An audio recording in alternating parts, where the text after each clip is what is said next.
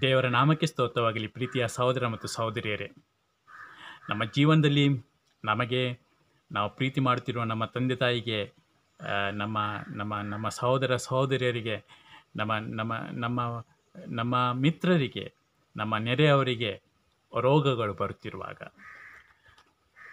ಬಡತನ ಅವರಿಗೆ ಬರುವಾಗ, ಸಾಲ ಬಾಧೆಗಳು ಕಾಡುತ್ತಿರುವಾಗ, ಪ್ರಿಯರೇ, ನಾವೊಂದು ನಿರೀಕ್ಷೆಯಲ್ಲಿರುತ್ತೇವೆ.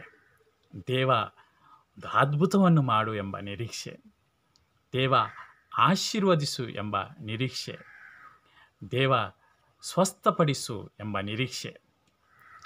ಪ್ರಿಯರೇ, ಈ ನಿರೀಕ್ಷೆ, ಅದ್ಭುತ ಮಾಡು ಅಂತ ಇರುವ ಈ ನಿರೀಕ್ಷೆ, ಇದು ನಮ್ಮ ಹಕ್ಕು. ಪ್ರಿಯರೇ, ದೇವರಲ್ಲಿ ಅದ್ಭುತವನ್ನು ಕೋರುವುದು ದೇವ ಮಕ್ಕಳ ಹಕ್ಕಾಗಿದೆ. ಪ್ರಿಯರೇ, ದೇವರು ಅದ್ಭುತ ಸ್ವರೂಪಿ. ಅವರಿಗೆ ಅದ್ಭುತವನ್ನು ಮಾಡುವುದು ಅವರ ಗುಣಲಕ್ಷಣಕ್ಕೆ ಸಹಜವಾದುದು. ಅವರದ್ದು ತನ್ನ ಮಕ್ಕಳಿಗಾಗಿ ಮಿಡಿಯುವ ಹೃದಯ. ತನ್ನ ಮಕ್ಕಳು ರೋಗದಲ್ಲಿರುವಾಗ, ಅಂಜಿಕೆಯಲ್ಲಿರುವಾಗ, ನಿರಾಶೆಯಲ್ಲಿರುವಾಗ, ತನ್ನ ಮಕ್ಕಳಿಗೆ ಸಹಾಯ ಮಾಡುವವರು ಯಾರೂ ಇಲ್ಲದಿರುವ ಸಂದರ್ಭದಲ್ಲಿ, ಪ್ರಿಯರೇ, ದೇವರಿಗೆ ತನ್ನ ಮಕ್ಕಳ ಮೇಲೆ ಕಾಳಜಿ ಇದೆ. ತನ್ನ ಮಕ್ಕಳು ಸಂತೋಷದಲ್ಲಿರಬೇಕು, ಸುಖವಾಗಿರಬೇಕು ಎಂಬ ಆಶೆ ದೇವರ ಹೃದಯಕ್ಕಿದೆ. ಪ್ರಿಯರೇ, ಆದುದರಿಂದ ದೇವರಿಂದ ಅದ್ಭುತವನ್ನು ಕೋರುವುದು, ದೇವರೇ ನನಗೆ ಸಹಾಯವಾಗು ಅಂತ ದೇವರಿಗೆ ಮೊರೆ ಇಡುವುದು ದೇವರ ಮಕ್ಕಳ ಹಕ್ಕಾಗಿದೆ. ನಾವು ಸಂತ ಲೂಕನು ಬರೆದ ಶುಭ ಸಂದೇಶದಲ್ಲಿ ಒಂದು ಸುಂದರವಾದ ಘಟನೆಯನ್ನು ಓದುತ್ತೇವೆ. ಯೇಸು ಸ್ವಾಮಿ ಜೆರಿಕೋ ಪಟ್ಟಣವನ್ನು ಸಮೀಪಿಸುತ್ತಿದ್ದಾಗ ಕುರುಡರೊಬ್ಬನು ದಾರಿಯ ಪಕ್ಕದಲ್ಲಿ ಕುಳಿತು ಭಿಕ್ಷೆ ಬೇಡುತ್ತಿದ್ದನು. ಕುರುಡನು. ಹಾಗೂ ಇವನ ಜೀವನದಲ್ಲಿ ಇವನಿಗಿದ್ದದ್ದು ಒಂದೇ ನಿರೀಕ್ಷೆ, ಭಿಕ್ಷೆ ಬೇಡುವ ನಿರೀಕ್ಷೆ. ಇದನ್ನು ಬಿಟ್ಟು ಬೇರೆ ಯಾವ ಉತ್ಸಾಹ, ಬೇರೆ ಯಾವ ನಿರೀಕ್ಷೆ ಆತನ ಜೀವನದಲ್ಲಿದ್ದಿಲ್ಲ. ತಾನು ಹುಟ್ಟಿದ್ದು ಕುರುಡನಾಗಿ, ನಾನು ಇರುವುದು ಭಿಕ್ಷೆಗಾಗಿ, ನಾನು ಸಾಯುವುದು ಭಿಕ್ಷೆ ಬೇಡುವವನಾಗಿ, ಇಷ್ಟೇ ಅವನ ಜೀವನದ ಗುರಿ ಉದ್ದೇಶವಾಗಿತ್ತು. ಪ್ರಿಯರೇ, ಜನಸಂದಣಿಯ ಶಬ್ದವನ್ನು ಆಲಿಸಿ ಅದೇನೆಂದು ವಿಚಾರಿಸಿದನು. ನಜರೇತಿನ ಯೇಸು ಈ ಮಾರ್ಗವಾಗಿ ಹೋಗುತ್ತಿದ್ದಾರೆ ಎಂದು ಅವನಿಗೆ ತಿಳಿಸಲಾಯಿತು. ಪ್ರಿಯರೇ, ಜನಸಂದಣಿಯ ಸದ್ದು ಏನಾಗುತ್ತಿದೆ? ಅವರು ಹೇಳಿದರು, ಯೇಸು ಈ ದಾರಿಯಾಗಿ ನಡೆಯುತ್ತಿದ್ದಾರೆ. ಜನರು ಹೇಳಿದರು, ಯೇಸು ಈ ದಾರಿಯಾಗಿ ನಡೆಯುತ್ತಿದ್ದಾರೆ. ಪ್ರಿಯರೇ, ಅವನಿಗೆ ಯೇಸುವನ್ನು ನೋಡುವ ಭಾಗ್ಯನೂ ಇದ್ದಿಲ್ಲ. ಬರೀ ಕೇಳಬೇಕು, ಅದು ಕೂಡ ಏನು ಅಂತ ಅವನಿಗೆ ಗೊತ್ತಿಲ್ಲ. ಜನರಲ್ಲಿ ಕೇಳಬೇಕು. ಏನು? ಅವನ ಕಿವಿಗೆ ಒಂದು ಶಬ್ದ ಬೀಳುತ್ತದೆ, ಯೇಸು ಎಂಬ ಶಬ್ದ. ಪ್ರಿಯರೇ, ಆ ಶಬ್ದ ಕೇಳಿದ ಕ್ಷಣ ಅವನ ಹೃದಯದಲ್ಲಿ ನಿರೀಕ್ಷೆಗಳು ತನ್ನಿಂತಾನೇ ಹುಟ್ಟಿಕೊಂಡವು. ಪ್ರಿಯರೇ, ಆದಿಯಲ್ಲಿ ದೇವರ ವಾಕ್ಯ ಹೇಳುತ್ತದೆ, ಆದಿಯಲ್ಲಿ ಈ ಭೂಮಿಯ ಮೇಲೆ ಏನು ಇದ್ದಿಲ್ಲ, ಬರಿದಾಗಿತ್ತು, ಕತ್ತಲೆ ಆಗಿತ್ತು, ಏನಿದ್ದಿಲ್ಲ. ಪ್ರಿಯರೇ, ಅಂಥ ಸಂದರ್ಭದಲ್ಲಿ ದೇವರ ವಾಕ್ಯ, ದೇವರು ಹೇಳುತ್ತಿರಬೇಕಾದರೆ ಇದು ಆಗಲಿ, ಇದು ಆಗಲಿ, ಇದು ಆಗಲಿ ಅಂತ ದೇವರು ತಾನು ನುಡಿಯಬೇಕಾದರೆ ಎಲ್ಲವೂ ಭೂಮಿಯ ಮೇಲೆ ಸೃಷ್ಟಿಸಲ್ಪಟ್ಟಿತು. ಪ್ರಿಯರೇ, ಈ ಭಿಕ್ಷುಕನ ಜೀವನದಲ್ಲಿ ಅದೊಂದು ಬರಿದಾದ ಜೀವನವಾಗಿತ್ತು. ಹೇಗೆ ಆದಿಯಲ್ಲಿ ಈ ಭೂಮಿ ಮೇಲೆ ಎಂಥದ್ದು ಇದ್ದಿಲ್ಲ, ಅಂಥದ್ದು ಈತನ ಹೃದಯವಾಗಿತ್ತು, ಅಂಥದ್ದು ಈತನ ಮನಸ್ಸಾಗಿತ್ತು. ಅದೇನೆಂದರೆ ಬರಿದಾದ ಮನಸ್ಸು, ಬರಿದಾದ ಹೃದಯ, ನಿರೀಕ್ಷೆ ಇಲ್ಲದ ಜೀವನ. ಭಿಕ್ಷೆ ಮಾತ್ರ ಆತನ ನಿರೀಕ್ಷೆ ಆಗಿತ್ತು. ಆದರೆ ಅಂಥ ಭಿಕ್ಷುಕನ ಕಿವಿಗೆ ಯೇಸು ಎಂಬ ಶಬ್ದವು ಬೀಳುವಾಗ, ಪ್ರಿಯರೇ, ಆತನ ಹೃದಯದಲ್ಲಿ, ಮನಸ್ಸಲ್ಲಿ ಒಮ್ಮೆಲೆ ನಿರೀಕ್ಷೆಗಳು ಮೂಡಲಾರಂಭಿಸಿದವು ಪ್ರಿಯರೇ. ನಿರೀಕ್ಷೆಗಳು, ಏನದು ನಿರೀಕ್ಷೆ? ನಾನು ಎಲ್ಲರಂತಾಗುತ್ತೇನೆ ಎಂಬ ನಿರೀಕ್ಷೆ. ನಾನು ಇನ್ನು ಮುಂದೆ ಇಷ್ಟ ತನಕ ನಾನು ಹೇಗೆ ಜೀವಿಸ್ತಿದ್ದೆ, ಇನ್ನು ಮುಂದೆ ಹಾಗೆ ಜೀವಿಸಲು ಅಲ್ಲ, ನನಗೆ ಬೇರೆಯದ್ದೇ ಒಂದು ಜೀವನ ಇದೆ. ನಾನು ಕೂಡ ಉಳಿದವರಂತೆ ಜೀವಿಸಲು ಕರೆಯಲ್ಪಟ್ಟವನು. ಪ್ರಿಯರೇ, ಯೇಸು ಎಂಬ ಆ ಶಬ್ದ ಆತನ ಕಿವಿಗೆ ಬೀಳುವಾಗ ಅವನ ಹೃದಯದಲ್ಲಿ ಹೊಸ ಹೊಸ ನಿರೀಕ್ಷೆಗಳು.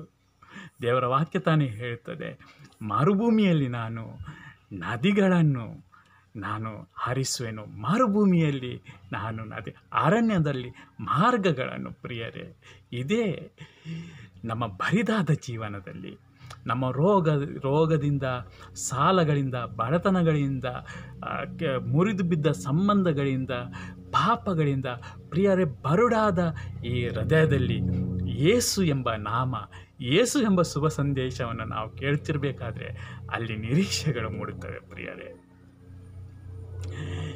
ದೇವರು ಈ ಮರುಭೂಮಿಯಲ್ಲಿ ಯೇಸು ಎಂಬ ನಾಮದಲ್ಲಿ ನಾವು ವಿಶ್ವಾಸ ಇಡುವಾಗ ಅವರಲ್ಲಿ ನದಿಗಳನ್ನು, ಹೊರತೆಗಳನ್ನು ಹರಿಸುತ್ತಾರೆ. ಪ್ರಿಯರೇ, ಅವನು ನಜರೇತನ ಯೇಸು ಈ ಮಾರ್ಗವಾಗಿ ಹೋಗುತ್ತಿದ್ದಾನೆ ಎಂದು ಅವನಿಗೆ ತಿಳಿಸಾಯಿತು.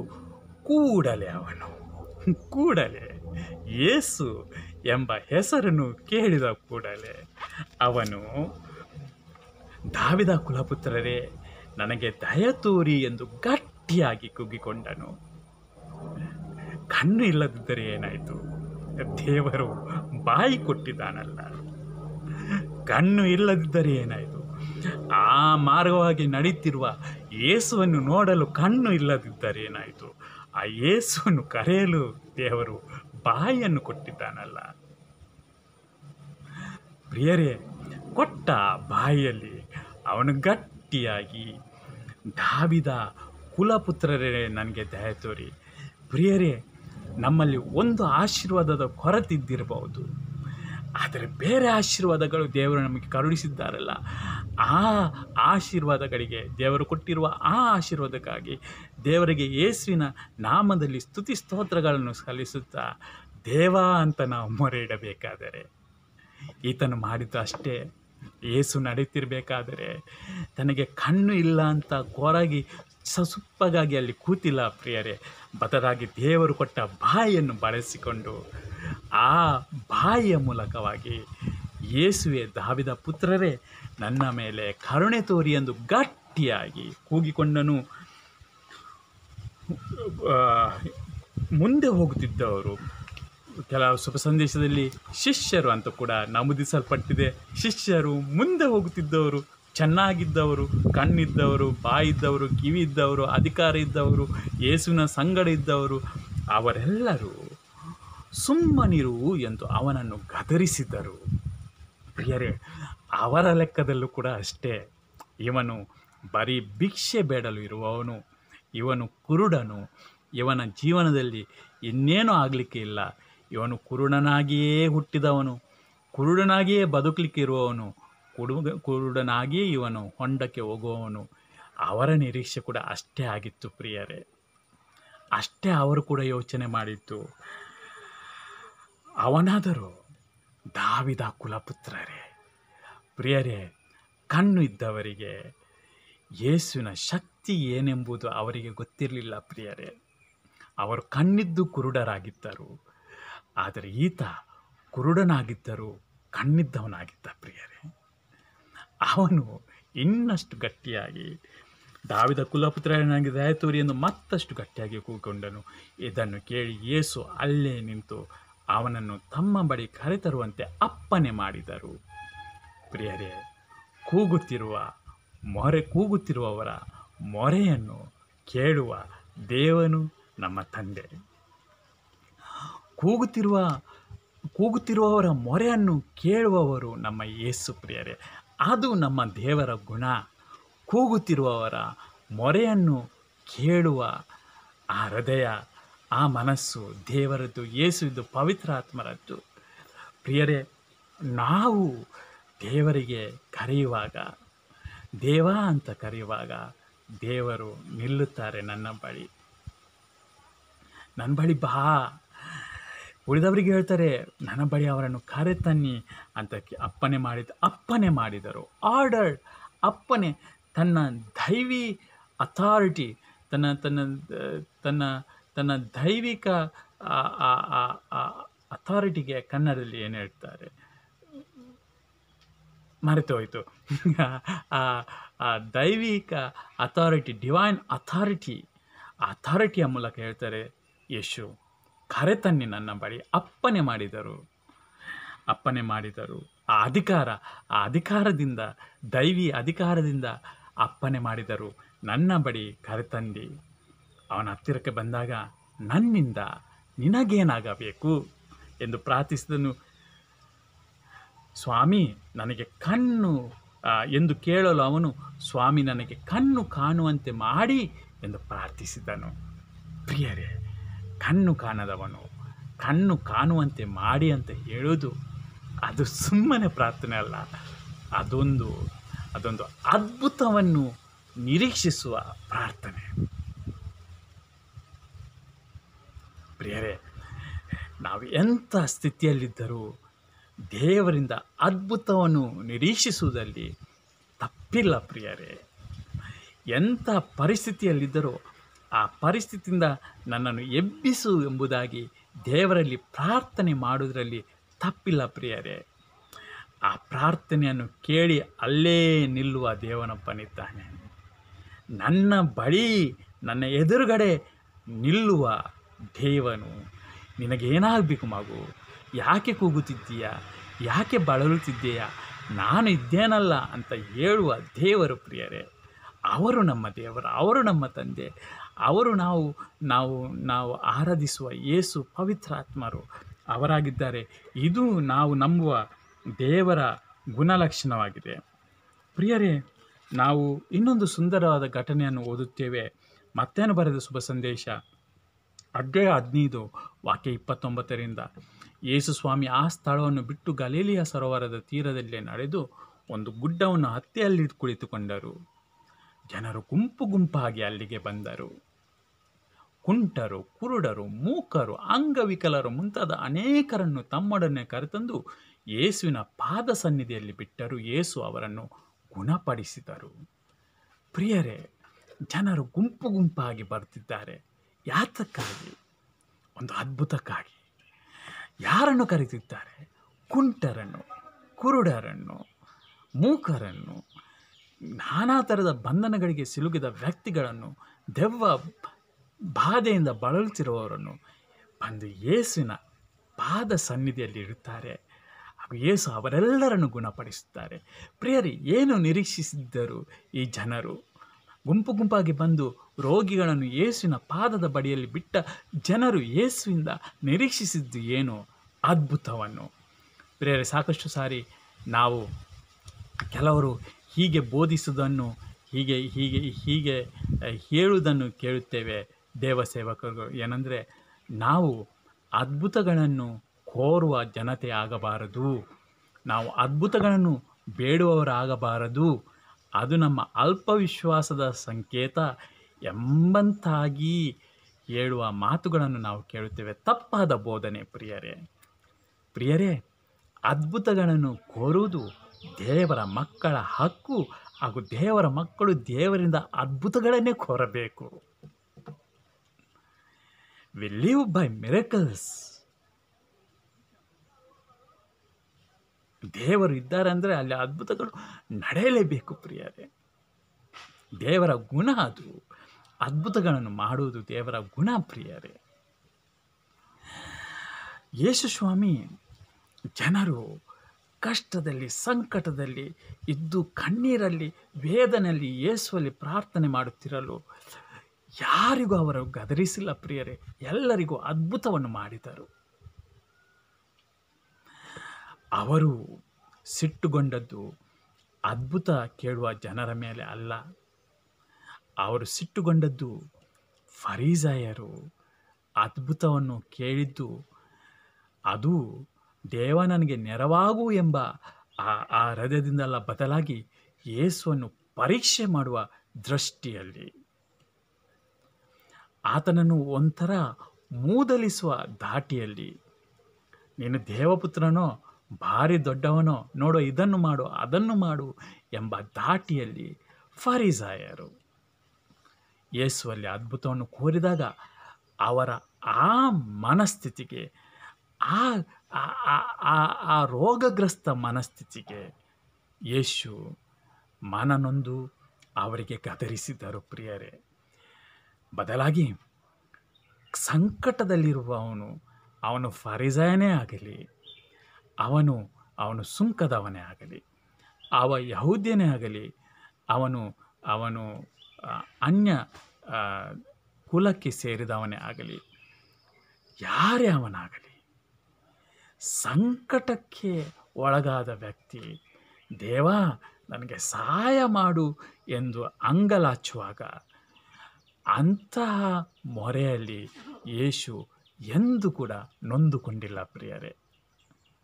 ಇನ್ನೊಂದು ಸಾರಿ ಯೇಸು ಅವರು ಮನನೊಂದದ್ದು, ಜನರು ಬರೀ ಅದ್ಭುತಕ್ಕಾಗಿ ಮಾತ್ರ ಆತನಿಂದ ಬರುತ್ತಾರೆ, ಆದರೆ ದೇವರ ವಾಕ್ಯವನ್ನು, ಆತನು ಬೋಧಿಸಿದ ವಾಕ್ಯವನ್ನು ಸ್ವೀಕರಿಸಿ ಅದರಂತೆ ಜೀವಿಸಲು ಅದರ ಬಗ್ಗೆ ಏನೂ ಕಾಳಜಿ ಇಲ್ಲ. ಬದಲಾಗಿ ಬರೀ ಅದ್ಭುತದ ಬಗ್ಗೆ ಮಾತ್ರ, ಅದ್ಭುತ ಮಾಡುವ ಯೇಸು ಮಾತ್ರ ಬೇಕು, ಬೋಧನೆ ಮಾಡುವ ಯೇಸು ಬೇಡ. ಇತರರನ್ನು ಕ್ಷಮಿಸಿ, ನಿಮಗೆ ಕೆಟ್ಟ ಮಾಡುವವರನ್ನು ಆಶೀರ್ವದಿಸಿ, ಅನ್ಯಾಯಕ್ಕೆ ಅನ್ಯಾಯವನ್ನು ವಾಪಸ್ ಕೊಡಬೇಡ್ರಿ. ಇಂತಹ ಬೋಧನೆಯನ್ನು ಕೇಳಿ ಆ ಬೋಧನೆಯನ್ನು ಜೀವಿಸಲು ಬೇಡ, ಬರೀ ಅದ್ಭುತ ಬೇಕು. ಅಂಥ ಜನಸಮೂಹವನ್ನು ಕಂಡಾಗ ಆವಾಗ ಅವರು ಸಿಟ್ಟುಗೊಂಡಿದ್ದರು. ಬದಲಾಗಿ ಪ್ರಿಯರೇ, ದೇವ ನೆರವಾಗುವಂಥ ಯಾರೂ ಅವರಲ್ಲಿ ಅದ್ಭುತವನ್ನು ಕೋರುವಾಗ ಯೇಸು ಸ್ವಾಮಿ ಸಿಟ್ಟಾಗಿಲ್ಲ. ನಿಮಗೆ ವಿಶ್ವಾಸದ ಕೊರತೆ ಇದೆ, ಅದಕ್ಕಾಗಿ ಅದ್ಭುತವನ್ನು ಬೇಡುತ್ತೀರಿ ಅಂತ ಯೇಸು ಗದರಿಸಿಲ್ಲ ಪ್ರಿಯರೇ. ಬದಲಾಗಿ ಪ್ರತಿಯೊಬ್ಬನು ದೇವನಾಮದಲ್ಲಿ ಅದ್ಭುತವನ್ನು ಮಾಡುವಂಥವನಾಗಬೇಕು ಎಂಬುದು ಯೇಸುವಿನ ನಿರೀಕ್ಷೆ ಆಗಿತ್ತು. ತನ್ನ ಶಿಷ್ಯರಿಗೆ ಅವರು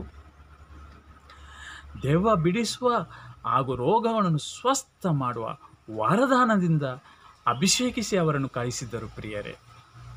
ಯಾಕಂದರೆ ಜನರು ತನ್ನ ಸಂಕಟಗಳಲ್ಲಿ ದೇವರು ಮಾಡುವ ಅದ್ಭುತದ ಮೂಲಕ, ದೇವ ಸೇವಕರು ಮಾಡುವ ಅದ್ಭುತದ ಮೂಲಕ ಅವರು ಬಿಡುಗಡೆ ಹೊಂದಬೇಕು ಎಂಬುದು ದೇವರ ಪ್ರಕಟವಾದ ಚಿತ್ತ ಆಗಿದೆ. This is the revealed will of god. ಪ್ರಿಯರೇ, ನಾವು ಓದುತ್ತೇವೆ ಸಂತ ಮತ್ತಾಯನು ಬರೆದ ಶುಭ ಸಂದೇಶ ಅಧ್ಯಾಯ 9 ವಾಕ್ಯ 35ರಿಂದ, ಯೇಸು ಸ್ವಾಮಿ ಊರುಗಳಲ್ಲೂ ಹಳ್ಳಿಗಳಲ್ಲೂ ಸಂಚಾರ ಮಾಡುತ್ತಾ ಅಲ್ಲಿಯ ಪ್ರಾರ್ಥನಾ ಮಂದಿರಗಳಲ್ಲಿ ಬೋಧಿಸಿದರು, ಶ್ರೀ ಸಾಮ್ರಾಜ್ಯದ ಶುಭ ಸಂದೇಶವನ್ನು ಸಾರಿದರು, ಎಲ್ಲ ಥರದ ರೋಗ ರುಜಿನಗಳನ್ನು ಗುಣಪಡಿಸಿದರು.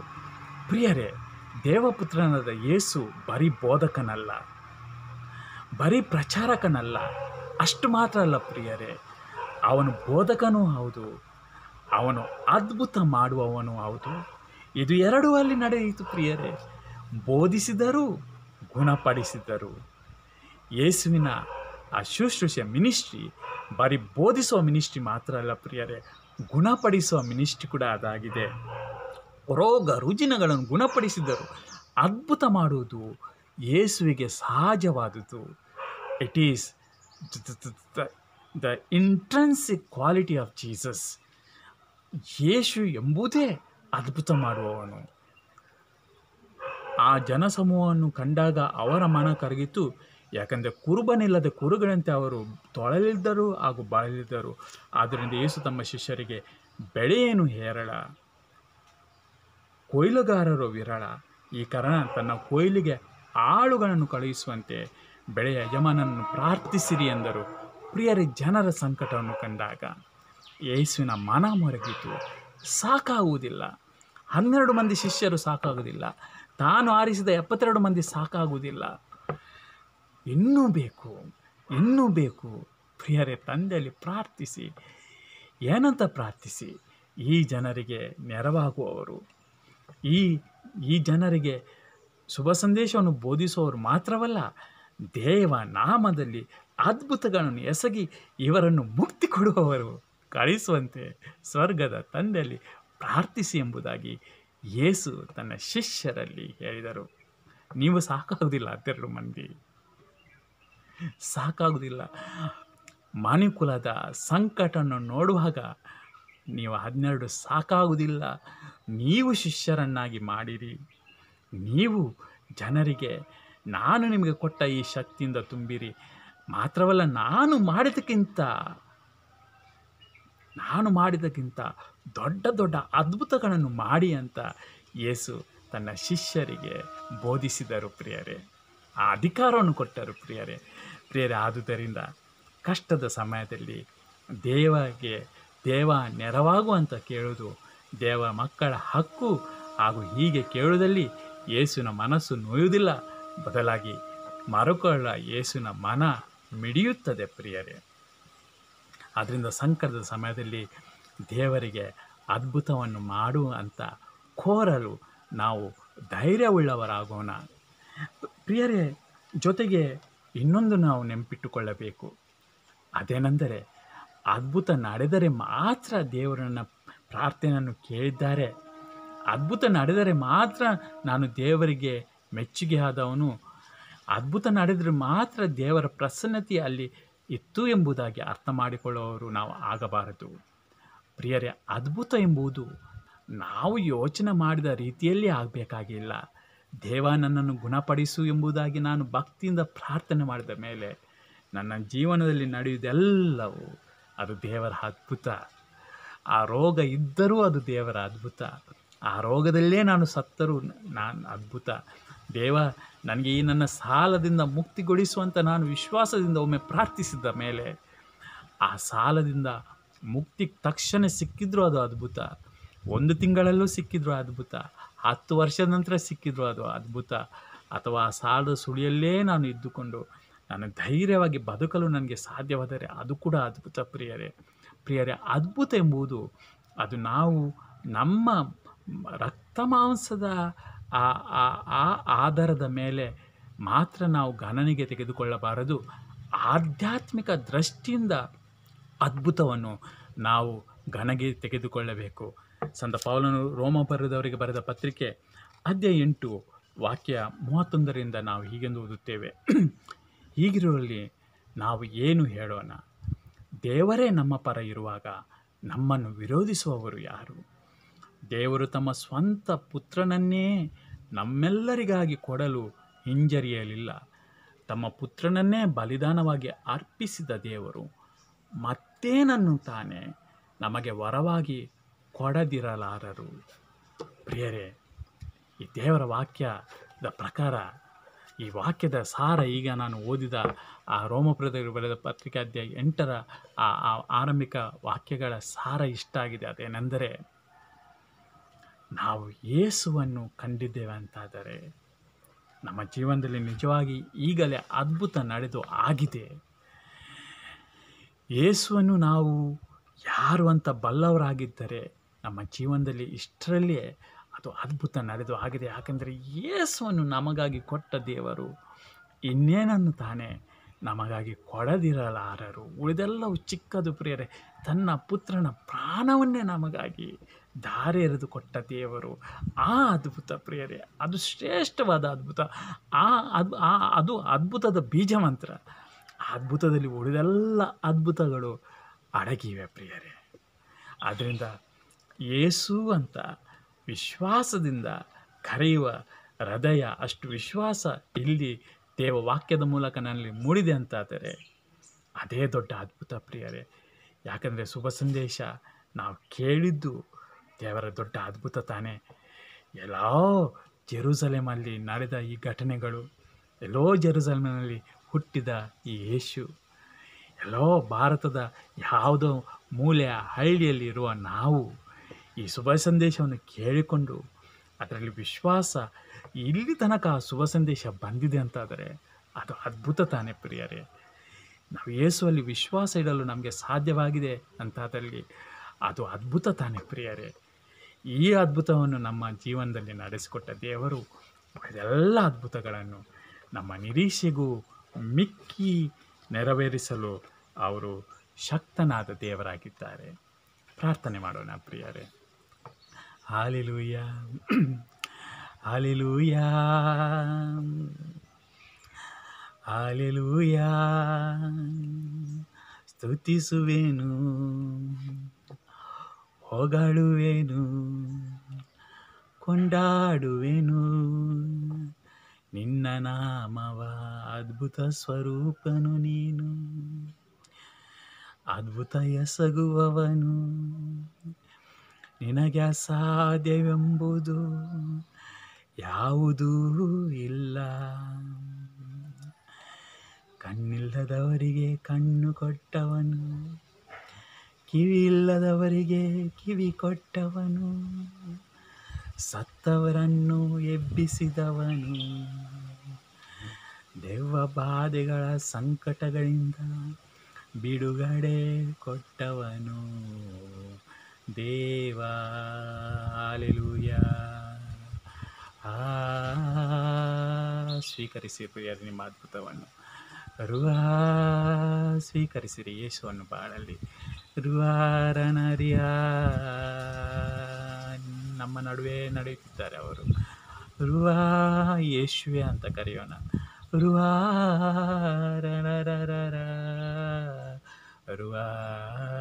ನೆರವಾಗುವಂತ ಕರೆಯೋಣ ನಿಲ್ಲುವನು ಆತ ನಮ್ಮ ಮೊರೆಯನ್ನು ಕೇಳುವನು ಆತ ನಿನಗೇನು ಆಗಬೇಕು ನನ್ನ ಸಂಕಟದಲ್ಲಿ ನನಗೆ ಕೇಳುವೊಬ್ಬನಿದ್ದಾನೆ ನಿನಗೇನು ಆಗಬೇಕು ಓ ಸುನಿಲನೇ ನಿನಗ ಏನು ಆಗಬೇಕು ಶ್ವೇತಾ ಲವಿನಾ ವೆರೋನಿಕಾ ನಿನಗೇನು ಆಗಬೇಕು ವಿನಯ ನಿನಗೇನು ಆಗಬೇಕು ಮಗನೇ ನಿನಗೇನು ಆಗಬೇಕು ಸರಿತಾ ನಿನಗೇನು ಆಗಬೇಕು ಅನಿತಾ ನಿನಗೇನು ಆಗಬೇಕು ಡ್ಯಾನಿಯಲ್ ನಿನಗೇನು ಆಗಬೇಕು ಮಗುವೇ ನಿನಗೇನು ಆಗಬೇಕು ನೀಚನು ನಾನಾದರೂ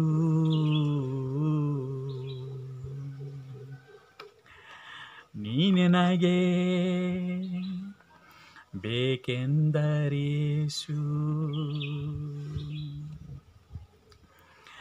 ನೀಚನು ನಾನಾದರೂ ನೀ ನನಗೆ ಬೇಕೆಂದರೇಸು ಪಾಪಿನ ಮನ ಮರುಗಲು ನನಗಾಗಿ ಜೀವ ಕೊಟ್ಟರೇಶು ಪಾಪಿನ ಮನ ಮರುಗಲು ನನಗಾಗಿ ಜೀವ ಕೊಟ್ಟರೇಶು ನೀಚನು ನಾನಾದರೂ ನೀ ನನಗೆ ಬೇಕೆಂದರೇಶು ಪಾಪಿನ ಮನ ಮರುಗಲು ನನಗಾಗಿ ಜೀವ ಕೊಟ್ಟರೇಶು ಹೆತ್ತ ತಾಯಿಗಿಂತ ಮಿಗಿಲಾಗಿ ಪ್ರೀತಿಸುವ ಯೇಸು ಹೆತ್ತ ತಾಯಿಗಿಂತ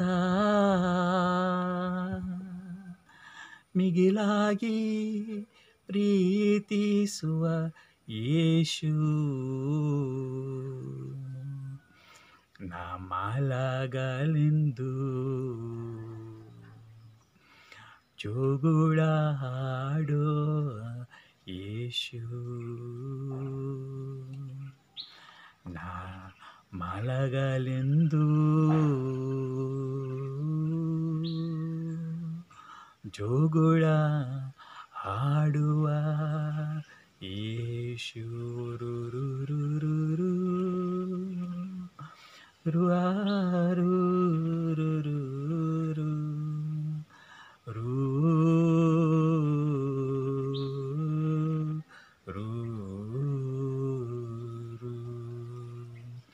ನನ್ನೆಲ್ಲ ಪಯಣದಲ್ಲೂ ಜೊತೆಗಿದ್ದು ಕಾದವರೇ ಯೇಸು. ಹಸಿವಿಂದ ಬಳಲಿರಲು ಕೈತುತ್ತು ಕೊಟ್ಟಾರು ಯೇಸು. ನಾ ಹಸಿವಿಂದ ಬಳಲಿರಲು ಕೈತುತ್ತು ಕೊಟ್ಟವರು ಯೇಸು. ನಾ ನಂಬಿರುವ ಜೀವಂತ ದೇವರು ಯೇಸು. ನಾ ಕರೆದಾಗ ಓಡೋಡಿ ಬರುವ ನನ್ನೇಸು. ನಾ ನಂಬಿರುವ ಜೀವಂತ ದೇವರು ಯೇಸು. ನಾ ಕರೆದಾಗ ಓಡೋಡಿ ಬರುವ ನನ್ನೇಸು. ಹೆತ್ತ ತಾಯಿಗಿಂತ ಮಿಗಿಲಾಗಿ ಪ್ರೀತಿಸುವ ಯೇಸು. ಹೆತ್ತ ತಾಯಿಗಿಂತ ಮಿಗಿಲಾಗಿ ಪ್ರೀತಿಸುವ ಯೇಸು. ನಾ ಮಲಗಲೆಂದು ಜೋಗುಳ ಹಾಡುವ ಯೇಸು. ನಾ ಮಲಗಲೆಂದು ಜೋಗುಳ ಹಾಡೋ ಯೇಸು. ಯೇಸುವಿನ ನಾಮದಲ್ಲಿ ಶಾಂತಿ ಸಮಾಧಾನ ನಿಮ್ಮ ಮನಸ್ಸಿಗೆ ಹರಿದು ಬರಲಿ.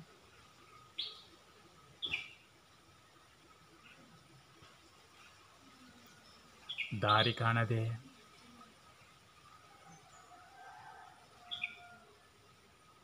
ತಡಪಡಿಸುತ್ತಿರುವ ನಿಮ್ಮ ಮನಸ್ಸು, ನಿಮ್ಮ ಹೃದಯ, ನಿಮ್ಮ ಶರೀರ, ನಿಮ್ಮ ಕುಟುಂಬ, ನಿಮ್ಮ ಗಂಡ ಹೆಂಡತಿ, ಮಕ್ಕಳು, ಸಹೋದರ ಸಹೋದರಿಯರು, ನೆರೆಯವರು ಯೇಸುವಿನ ಅದ್ಭುತ ಸ್ಪರ್ಶವನ್ನು ಅನುಭವಿಸಲಿ. ದೇವರ ವಾಕ್ಯ ಹೇಳ್ತದೆ, in him we have the plentiful redemption.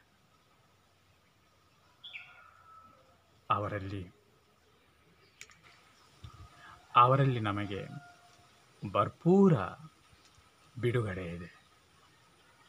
In him we have plentiful redemption. Plenty ನಮ್ಮ ನಿರೀಕ್ಷೆಗೆ ಮೀರಿತ್ತು. ಪ್ಲೆಂಟಿ ಕೊರತೆ ಎಂಬುದು ಇಲ್ಲದಿರುವಂಥ ಆಶೀರ್ವಾದಗಳು, ನಮ್ಮ ನಿರೀಕ್ಷೆಗೆ ಮೀರಿದ ಆಶೀರ್ವಾದಗಳು ನಮಗಾಗಿ ದೇವರಲ್ಲಿವೆ. ಆ ದೇವರಿಗೆ ನಾವು ನಮ್ಮ ಸಂಕಟದಲ್ಲಿ ದೇವಾ ಬಾ ನೆರವಾಗುವಂತ ಕರೆಯುತ್ತಿರಲು ನಮ್ಮ ಎದುರೇ ಆ ದೇವನು ನಿಂತಿದ್ದಾನೆ. ಏನು ಬೇಕು ಮಗು ಅಂತ ಕೇಳಲು. ನಮ್ಮ ಸಂಕಟಗಳನ್ನೆಲ್ಲ ಅವರಲ್ಲಿ ಹೇಳುವ.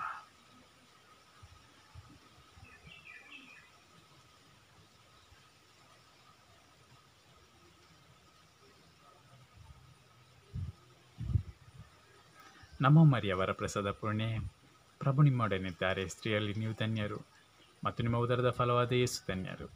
ಸಂತ ಮರಿಯ ದೇವಮಾತೆ, ಪಾಪಿಗಳಾಗಿರೋ ನಮಗಾಗಿ ಈಗಲೂ ನಮ್ಮ ಮರಣ ಸಮಯದಲ್ಲೂ ಪ್ರಾರ್ಥಿಸಿರಿ. ಆಮೇಲೆ ಪಿತನಿಗೂ ಸುತನಿಗೂ ಪವಿತ್ರಾತ್ಮರಿಗೂ ಮಹಿಮೆ ಆಗಲಿ, ಆದಿಯಲ್ಲಿದ್ದಂತೆ ಈಗಲೂ ಯಾವಾಗಲೂ ಯುಗಗಂತರಕ್ಕೂ ಆಮೇಲೆ. ಜೈ ಕ್ರಿಸ್ತ. ದೇವರು ನಮ್ಮೆಲ್ಲರನ್ನು ಆಶೀರ್ವದಿಸಲಿ. ಆಮೇಲೆ.